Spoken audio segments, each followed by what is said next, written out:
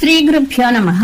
యుధిష్ఠిరుడు శ్రీకృష్ణ భగవానునితో, దేవా, అశ్వత్థ వృక్ష దర్శనం మీ దర్శనంతో సమానమని ఎందుకంటారో ఇప్పుడు చెప్పండి.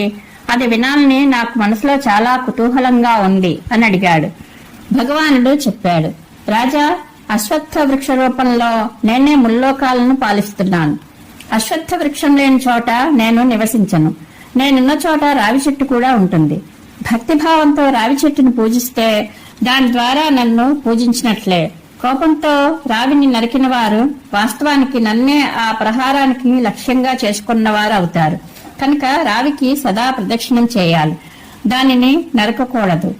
వ్రతపారణం, సరళత్వం, దేవతల సేవ, గురు శుశ్రూష, తల్లిదండ్రుల సేవ, భార్యను సంతుష్టిగా ఉంచడం, గృహస్థ ధర్మాన్ని పాటించడం, అతిథి సేవలో లగ్నమై ఉండడం, వేదాధ్యయనం, బ్రహ్మచర్య పాలనం, ఆహవనీయాది 3 అగ్నులు, ఇవన్నీ పరమపావనమైన సనాతన తీర్థాలని అంటారు. వీటన్నిటికీ మూలం ధర్మం అని గ్రహించి వీటిపై మనసు నిలిపి తీర్థాలకు వెళ్ళు. ఎందుకంటే ధర్మం చేస్తే ధర్మం వృద్ధి అవుతుంది. స్థావర జంగమాలని 2 రకాల తీర్థాలు ఉన్నాయి. స్థావర తీర్థం కంటే జంగమ తీర్థం శ్రేష్టం. ఎందుకంటే దానివలన జ్ఞానం కలుగుతుంది. ఈ లోకంలో పుణ్యకర్మలను అనుష్ఠించడం వలన పవిత్రుడైన వారి హృదయంలో అన్ని తీర్థాలు నివసిస్తాయి. అందుకని అతనిని తీర్థస్వరూపుడు అంటారు. గురువు అనే తీర్థం వలన పరమాత్మ జ్ఞానం లభిస్తుంది. అందుకని అతనిని మించిన తీర్థం వేరేది లేదు.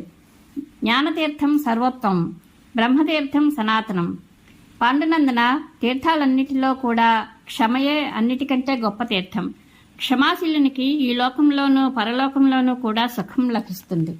ఎవరైనా గౌరవించినా, అవమానించినా, పూజించినా, తిరస్కరించినా, లేదా తిట్టినా, బెదిరించినా అన్ని పరిస్థితుల్లోనూ క్షమాశీలునిగా ఉన్నవాడే తీర్థం అనిపించుకుంటాడు. క్షమయే యశస్సు, దానం, యజ్ఞం, మనోనిగ్రహం, అహింస, ఇంద్రియ సంయమనం, దయ కూడా క్షమారూపాలే. క్షమ వల్లనే ఈ జగత్తు అంతా నిలిచి ఉంది. కాబట్టి క్షమావంతుడైన బ్రాహ్మణ్ణి దేవత అంటారు. అతడు అందరికంటే శ్రేష్ఠుడు. క్షమాశీలునికి స్వర్గం, యశస్సు, మోక్షం ప్రాప్తిస్తాయి. అందుకని క్షమావంతుడు సాధువు అనిపించుకుంటాడు. రాజా, ఆత్మ అనే నది పరమపావన తీర్థం. ఇది అన్ని తీర్థాలలో ప్రధానమైనది. ఆత్మను సదా యజ్ఞరూపమని భావిస్తారు.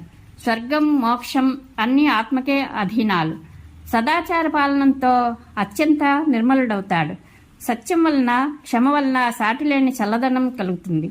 జ్ఞానమనే జలంలో నిరంతరం స్నానం చేసే ఇటువంటి వానికి కేవలం జలంతో నిండిన తీర్థం యొక్క అవసరం ఏమి ఉంటుంది అని శ్రీకృష్ణ భగవానుడు ధర్మరాజుకు చెప్పాడు. ఈ కథ మహాభారతంలో ఆశ్వమేధక పర్వంలోనిది. పరమేశ్వరానుగ్రహ ప్రాప్తిరస్తు. శుభం భూయాత్.